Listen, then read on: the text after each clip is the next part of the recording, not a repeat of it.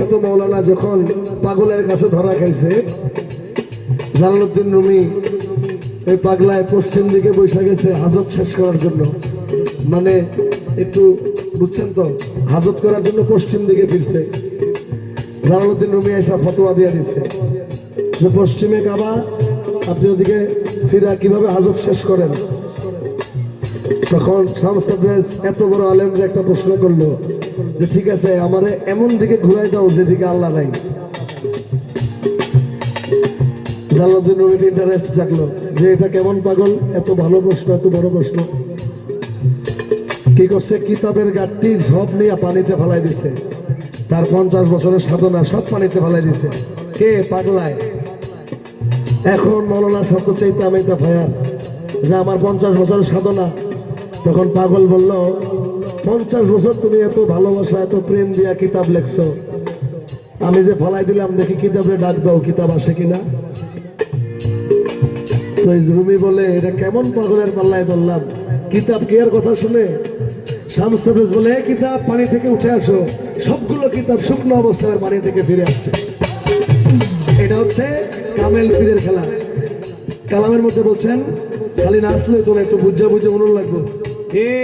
জোর করিয়া পীরের বস্তু কেউ নিতে নাহি পারে,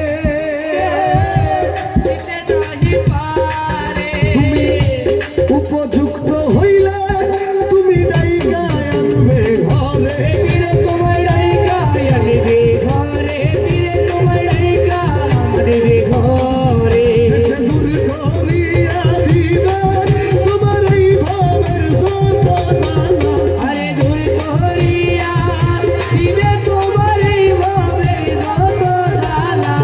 কেউ বুঝিতে পারে না রে স্বামীর সাহার খেলা, আরে স্বামীর সাহার খেলা। আরে জোর করিয়া বুঝিতে গেলে তার ঘটে মরণ জ্বালা, কেউ বুঝিতে পারে না রে স্বামীর সাহার খেলা, আরে স্বামীর সাহার খেলা।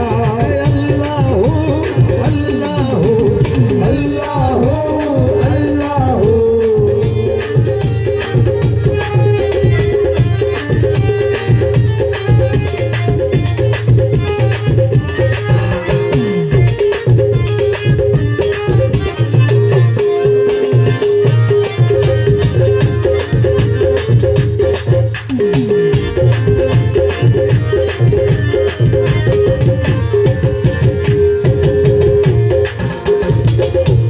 পীরে তোমায় যাহাই করে হাইকো তাতে খুশি, তুমি তাইকো তাতে খুশি। জিজ্ঞেস করতে গেলে তুমি হইবা ভবে দোষী, তুমি হইবা ভবে দোষী, তুমি হইবা ভবে দোষী। জালালউদ্দিন আর শামস তাবরেজ, জালালউদ্দিন শামস তাবরেজের কাছে গিয়া বলে, ইয়া মুর্শিদ, আমি যদি একবার স্বপ্নে রসুলকে একটু দেখতে পারতাম। শামস তাবরেজ বলে, জীবনে এক ওয়াক্ত নামাজও কাজা করো নাই।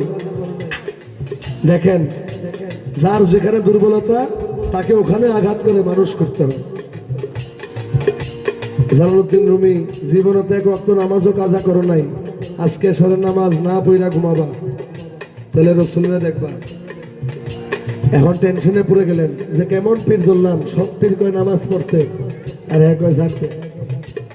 এখন এশারের আজান হয়ে গেছে, এখন উনি তো জীবনে এক ওয়াক্ত নামাজও কাজা করে নাই, আর পারতেছে না, কোনো মতে সুন্নতটা একটু ছাইরা দিছে, ফরজটা না পড়ে আর পারে নাই, পড়ে ফেলছে।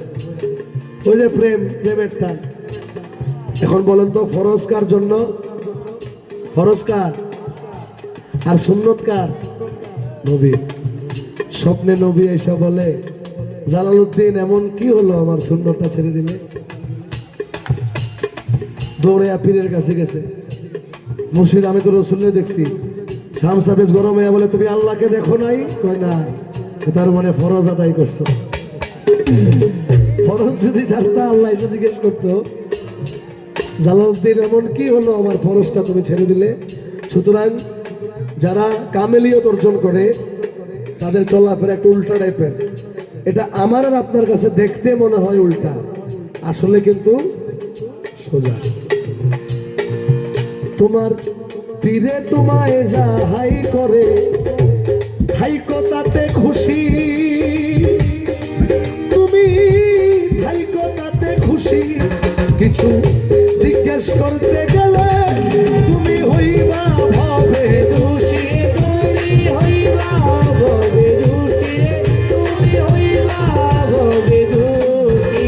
ওরে তা না হইলে গলে পড়বে কলঙ্কেরই মালা, আরে তা না হইলে গলে পড়বে কলঙ্কেরই মালা।